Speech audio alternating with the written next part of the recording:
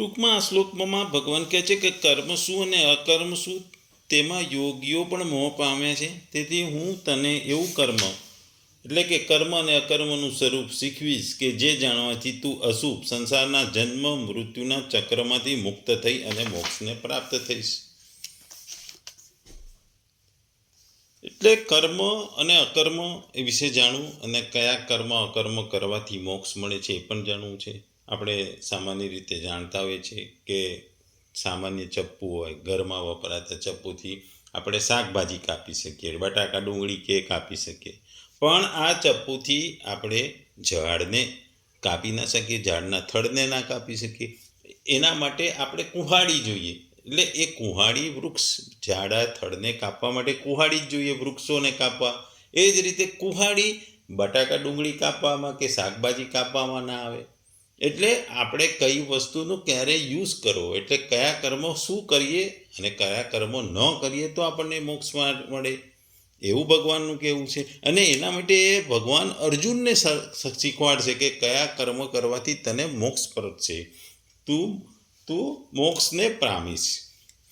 જેમ આપણે જોઈએ છે કે મિક્સર ગ્રાઇન્ડર હોય, ઘરમાં વપરાતા મિક્સર, તો એમાંથી આપણે જ્યુસ બનાવીએ. જુદા જુદા નાના જે તજ લવિંગ ને બધાને મિક્સ કરવા હોય, નાની નાની વસ્તુઓ ઘરમાં જે વપરાતી હોય ખાવામાં, એને મિક્સ કરવા મિક્સર વપરાય છે.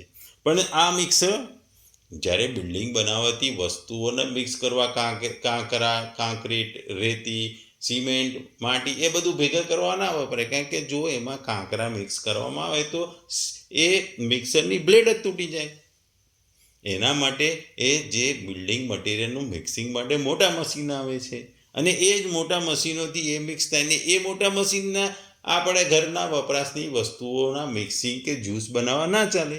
એટલે કોઈ પણ વસ્તુનો ક્યારે શું ઉપયોગ છે એનું મહત્વ છે.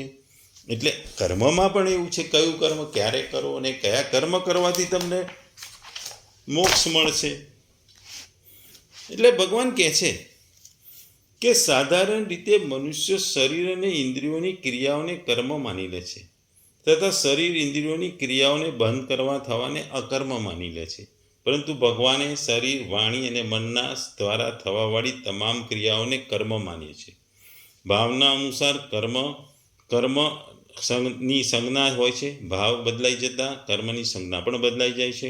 જેવી રીતે કર્મ સ્વરૂપે સાત્વિક દેખાતું હોવા છતાં પણ જો કર્તાનો ભાવ રાજસ કે તામસ હોય તો તે કર્મ રાજસ કે તામસ બની જાય છે.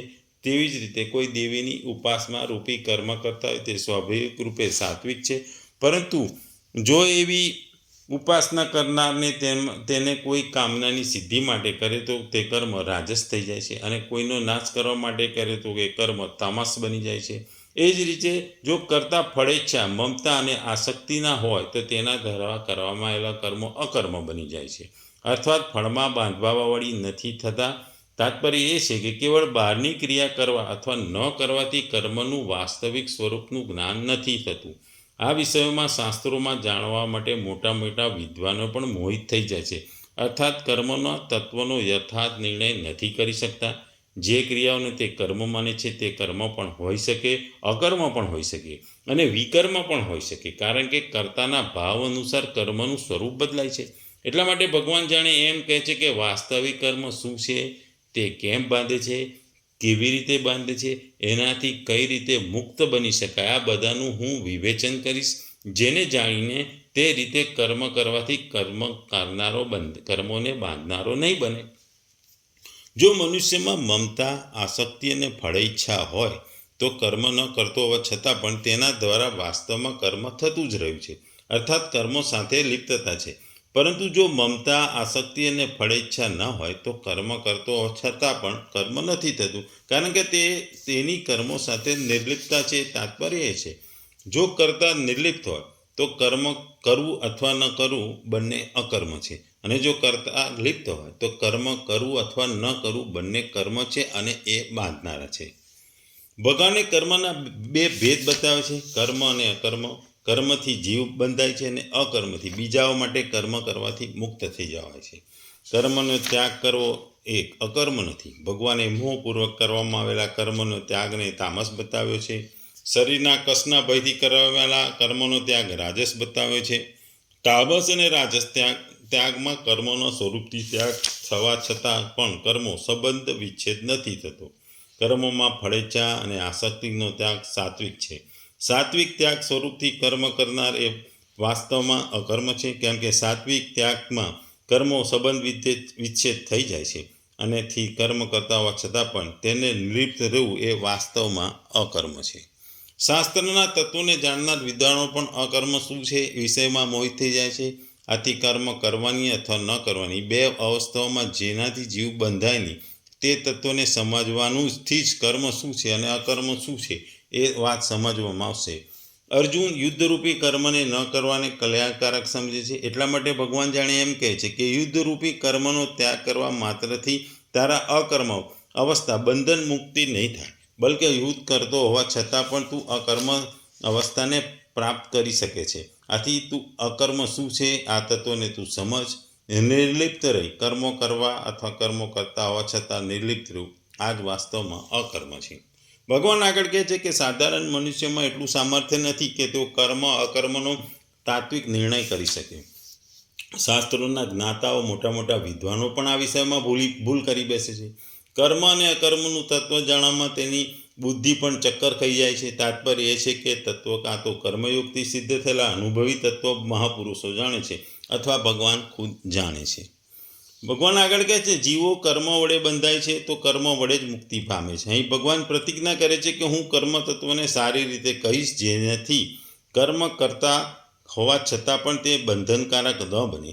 તાત્પર્ય એ છે કે કર્મો કરવાની એ વિદ્યા બતાવી જેનાથી તું કર્મ કરતો હોવા છતાં જન્મ મરણ રૂપી બંધનમાંથી મુક્ત થઈ જઈશ અને મોક્ષને પામીશ. કરવાના તો આપણે પહેલાં બી જોયું આગલા શ્લોકમાં બે માર્ગો છે, પ્રવૃત્તિ માર્ગ અને નિવૃત્તિ માર્ગ. પ્રવૃત્તિ માર્ગને કર્મ કરવું એમ કહેવાય છે અને નિવૃત્તિ માર્ગને કર્મ ન કરવું એમ કહેવાય છે.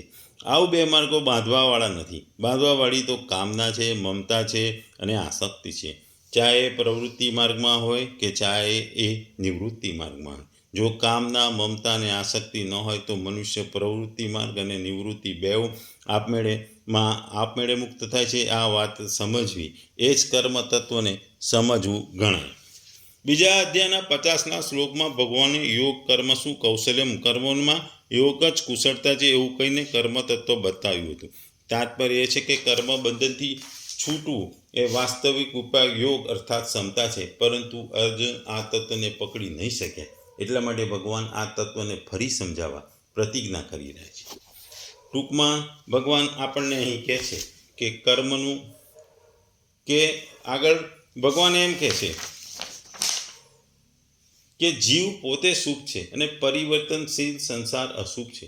જીવ પોતે પરમાત્માનું નિત્ય અંશ હોવા છતાં પરમાત્માથી વિમુખ થઈ અનિત્ય સંસારમાં ફસાઈ જાય છે.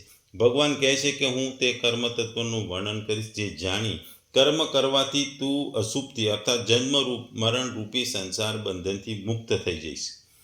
એટલે ટૂંકમાં ભગવાન કહે છે કે કર્મયોગનું તાત્પર્ય એ છે કે કર્મ સંસારને માટે અને યોગ આપણા માટે છે. કર્મના બે અર્થ થાય છે, કરવું અને ન કરવું. કર્મ કરવું અને ન કરવું એ બે પ્રાકૃતિક અવસ્થાઓ છે.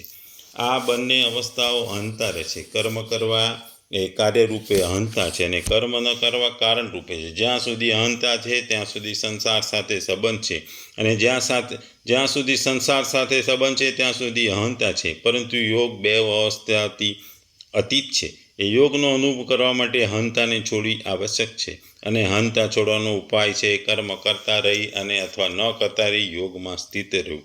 પણ યોગમાં સ્થિત રહીને કર્મ કરવા અથવા ન કરવા તાત્પર્ય એ છે કે કર્મ કરવા અને ન કરવા બંને અવસ્થાઓ નિર્લિપ્તતા રહે છે. કર્મ કરવાથી સંસારમાં અને કર્મ ન કરવાથી પરમાત્મામાં પ્રવૃત્તિ થાય છે એવું માનતા હોઈએ તો સંસારથી નિવૃત્ત થઈ એકાંતમાં ધ્યાન અને સમાધિ લગાવી એ પણ કર્મ કરવું કહેવાય. એકાંતમાં ધ્યાન અને સમાધિ લગાવવાથી તત્વનો સાક્ષાત્કાર થશે. આ રીતે ભવિષ્યમાં પરમાત્મા તત્વની પ્રાપ્તિ કરવાનો ભાવ પણ કર્મનું સૂક્ષ્મ રૂપ જ છે.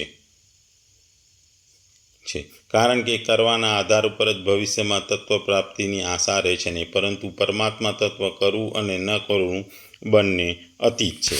ટૂંકમાં ભગવાન કર્મોના તત્વને જાણવાની અહીં આપણને પ્રેરણા આપે છે કે તમારે કર્મોના તત્વને ઊંડાણમાં જાણશો અને એને અનુસરશો અને કયું તમારા માટે મહત્ત્વનું એ જો કરશો તો તમે સંસારરૂપી કર્મ બંધનમાંથી મુક્ત થશો, અર્થાત મોક્ષને પામશો.